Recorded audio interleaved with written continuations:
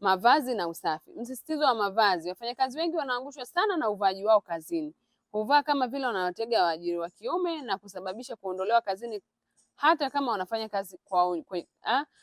kazi kwa ubora. Jamani, hapa kwenye kuwa mtaalam, to be professional, hakikisha unakuwa unavaa vizuri kazini kwako. Vizuri ya nidhamu na masafi. Unakuwa nadhifu, smart. Tunaelewana eh? Sorry. Yaani kwenye kitu kikubwa ambacho huwa kinamtambulisha mtu, jamani, ni mavazi. Ndio maana huwezi ukaenda baa ukamkuta mtu amevaa niqab na baibui. Si ndio eh? Au ukamkuta amevaa dela refu au kanzu yale wanavaga wazee wa kanisa kanisani. Huwezi ukamkuta. Au amevaa nguo kubwa kama yangu.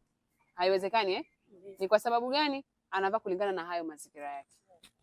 Vile vile huwezi kwenda hotelini ukakutana na mtu mpishi jikoni kule amekaa kichwa wazi, amevaa ndala hizi za kawaida, mara hajavaa apron, sijui amevaa vitu gani. Haiwezekani, si ndio eh?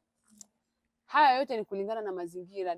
Tunaenda hotelini jamani. Ukienda hotelini unakutana na lazima wale wasaidizi wamevaa, wale wahudumu wale wamevaa smart.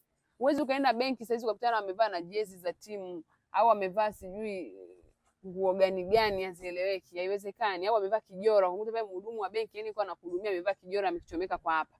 Nani amewahi kwenda benki akakutana na vitu vya hivi?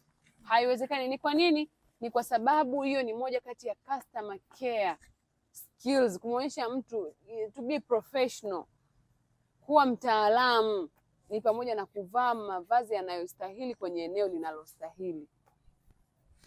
Ndio maana huwezi ukaenda ukavaa gauni lako la kushona bichi, watu watakushangaa vile vile. Watu wanao wamevaa kujistiri nidhamu wenzetu, lakini watu wengine huyu wa wapi? Huyu wakuja, huyu mgeni mjini. Si ndio eh? Au sasa hivi tukikuvalisha gauni la kushona kubwa zuri unaweza kwenda nalo bichi. Utaanza kuona aibu. Si unaona aibu kwa sababu hiyo si nguo ya nidhamu. Ni kwa nini unaogopa kwenda nayo bichi? Na watu wanakuwa watu wananionaje? Sio lazima uvae zile zenyewe zile swing costumes wanazovaa mastama watu sio zile. Na unaweza, lakini kuna nguo ambazo zinaendana na mazingira ya beach.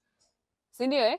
Ambayo ukivaa hamna mtu atakayekushangaa. Hizo nyingine of course umejifunika, umejistiri, lakini bado tutakucheka. Watu watakucheka pale, huyu kweli naenda aje beach hivi?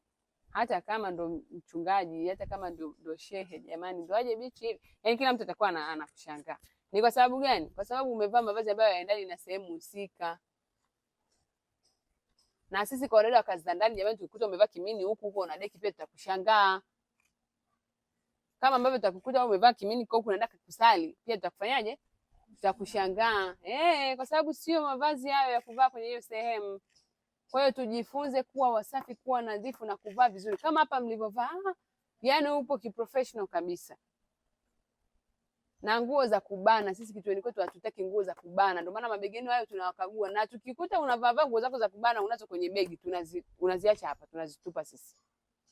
Au utaki nguo zako zitupe, utaki kubadilika kuvaa nguo pana za heshima, out, tunakutoa.